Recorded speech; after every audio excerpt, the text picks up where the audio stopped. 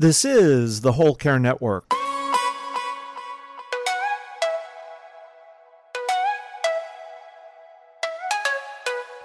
Helping you tell your story one podcast at a time. Content presented in the following podcast is for information purposes only. Views and opinions expressed in this podcast are solely those of the host and guest and may not represent the views and opinions of the Whole Care Network. Always consult with your physician for any medical advice, and always consult with your attorney for any legal advice. And thank you for listening to the Whole Care Network.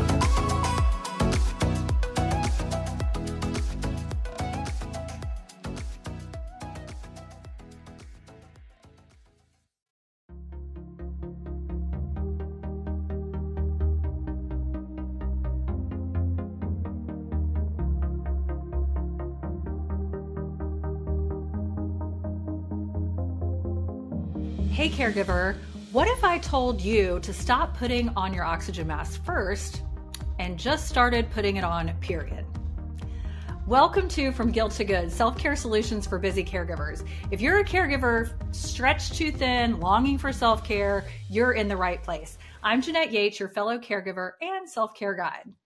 Yes, it's true that we should take care of ourselves so that we can take care of others, and that we can't pour from an empty cup, yada, yada, yada.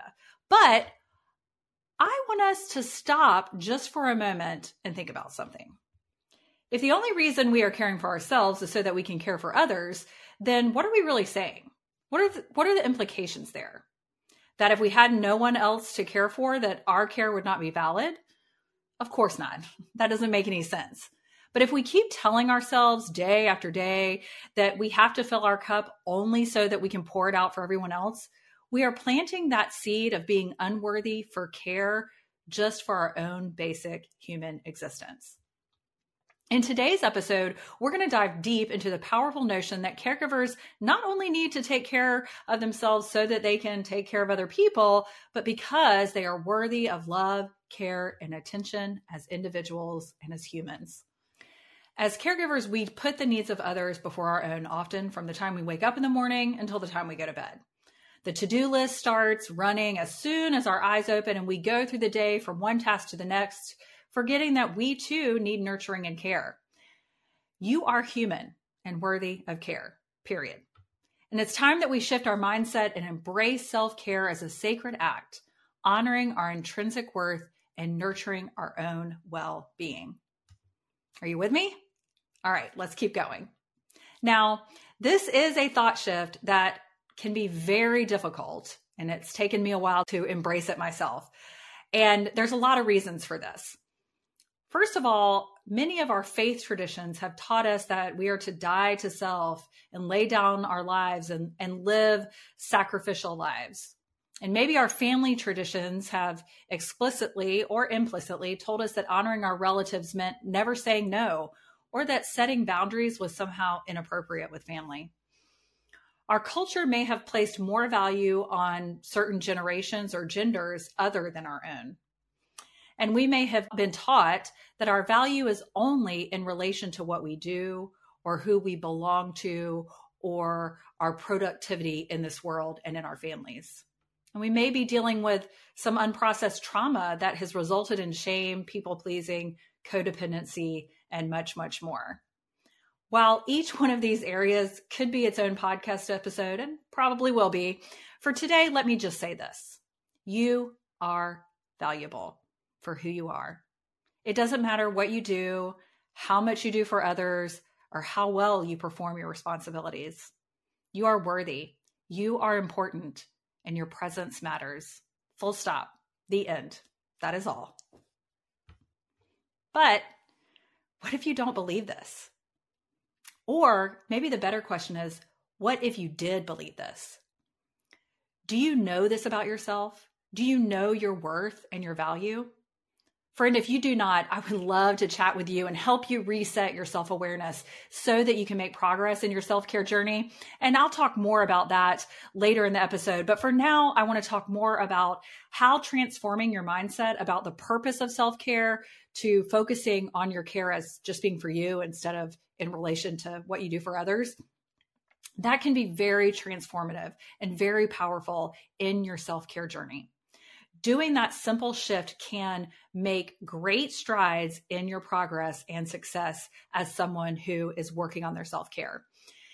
Whether you're working on your physical self-care, mental and emotional health, or all of those things together, just shifting your mindset that you are worthy of care independent of how you interact in the world is going to make you be able to step into some of those self-care activities that maybe you've been thinking you're not worth the effort of doing. It's not about self-indulgence or being selfish. It's about recognizing our inherent value and treating ourselves with care and compassion. I mean, I remember talking to a caregiver recently, and she said, I don't need the perfect self-care plan. I just want to treat myself better than I treat my plants, or as well as I treat my plants. She was making sure that her plants were getting water every day, but she couldn't tell you if she had had enough water in that day.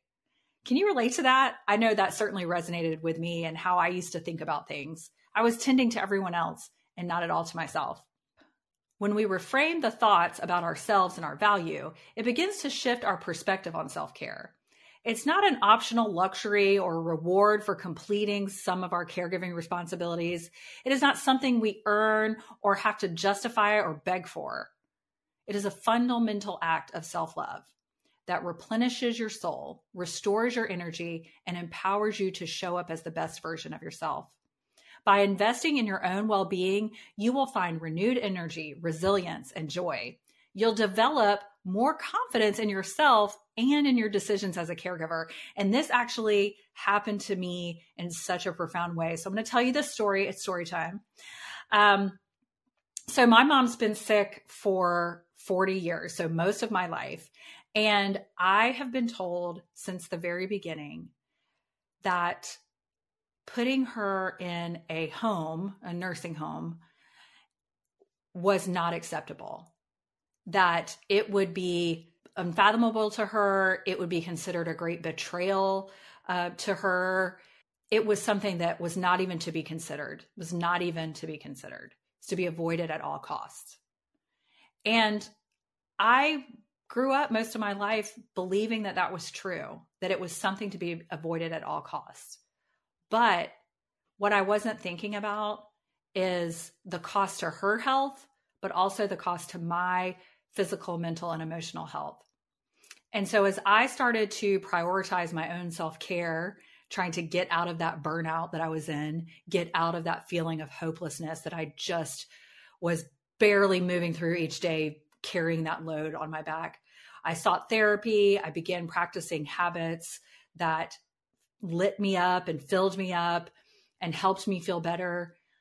All of those things set me on a much better path, physically, emotionally, and mentally. And eventually the time came where, it wasn't just me saying, maybe it's time to have this conversation with her, but the doctors, the medical staff, things like that were bringing this up, where the best thing for my mom would be to go live in a facility.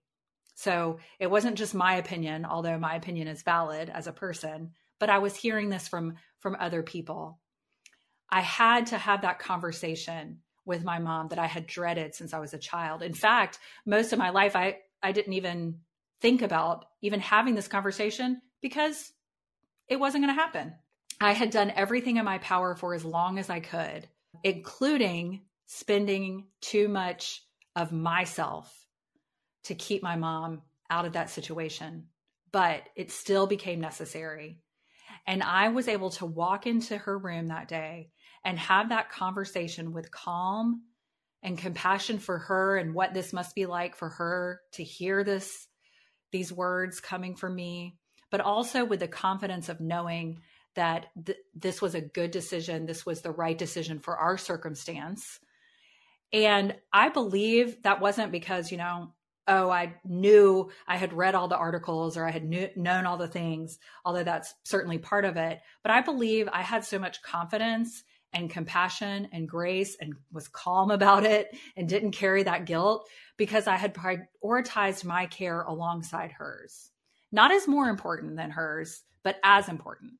And I had done the work of tending to my soul and my energy so that I was able to make a decision with clarity, not decisions made in exhaustion and overwhelm. But I was able to make that decision or help her make that decision with clarity, understanding, and while respecting my own capacity for caregiving and my limitations, as well as her capacity for her own care as well. I did not allow fear to make the decision. And that was probably the biggest eye-opener for me, that I realized that for so long I had been making decisions about my mom's care and my own care based on fear.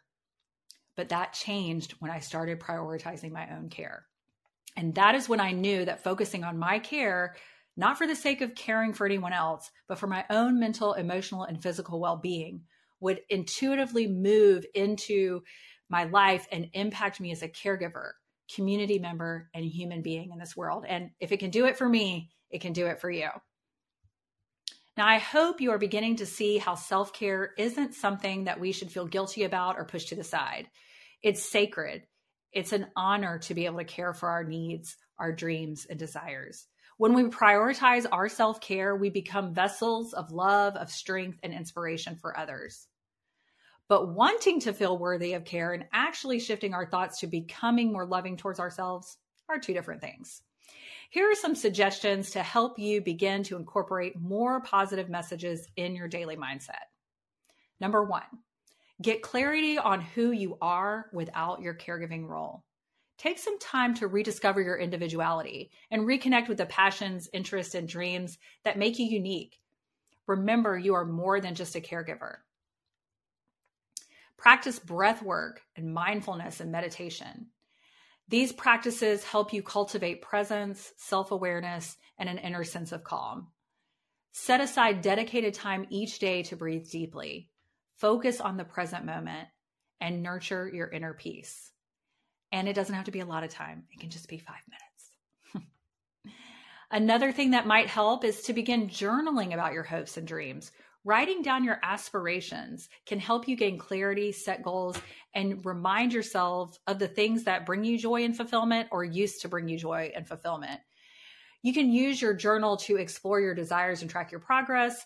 Of course, this could be a written journal or a digital journal or even just a voice memo. Another thing that if you're like, I don't even have any hopes and dreams, I'm just tired, I get that too. Another thing that you can do is think about when you were a child. What are the things that you loved when you were a child? Maybe tap into some of that passion and some of that excitement from your childhood. I know that was something that I did in my journaling work, and I really started thinking about, I wonder if I could try this or that again. So it's definitely worth a shot. Okay, another thing that I recommend, and maybe journaling's not for you, all that kind of stuff, but this is something that anybody can do.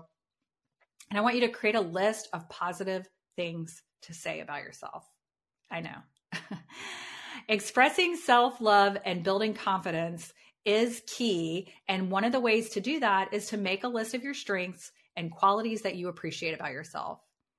And then you can recite or think about these affirmations or daily positive self-thoughts to remind yourself of your worth. Now, if you're thinking, I have nothing, I got nothing, I want you to go to the description or the show notes and download my Mindset Shift workbook. It'll walk you through, it'll give you some suggestions of things that I know are great things about you, even if I haven't met you personally, but I've given you some ideas to start with, and then maybe you can come up with some on your own. And then really, you're just going to practice that gentle reminder that you are worthy of the same care you give others. So I tell people all the time, you are worthy of the same care you give others. And sometimes when that flash of guilt or that tightness in my stomach happens, I just say that to myself, Jeanette, you are worthy of the same care that you give other people. If you continue to just remind yourself of that and you're cultivating that mindset of self-compassion and self-care, then it will become more automatic. So you might not have to be saying it nonstop every day, all day, like I did at the beginning. But cultivate that mindset of self-compassion and self-care, and remind yourself that you deserve the same level of care, attention, and love that you give to your loved ones. Like I've said a few times already, think of self-care as something that is sacred. It is a sacred act of self-worth. And it isn't always easy, but it is an essential part of your journey. And it's what is going to help move you toward reclaiming your own identity beyond being a caregiver, preserving your well-being, and showing up authentically for yourself, for the loved one that you care for your family and your friends. Remember, you are not just a caregiver. You are a human being deserving love, nurturing, and fulfillment. Stay tuned for more empowering insights and practical strategies to help you embrace self-care as a sacred act of self-worth.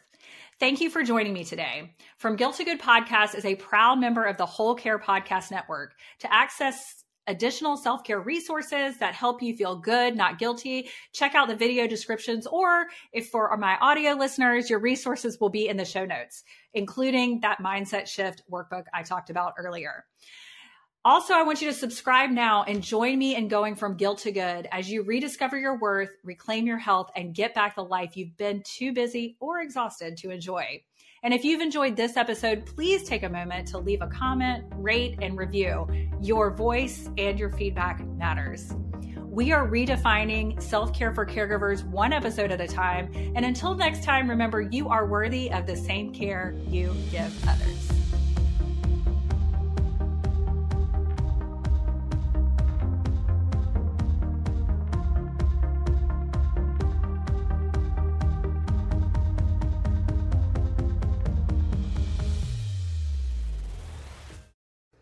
This is the Whole Care Network.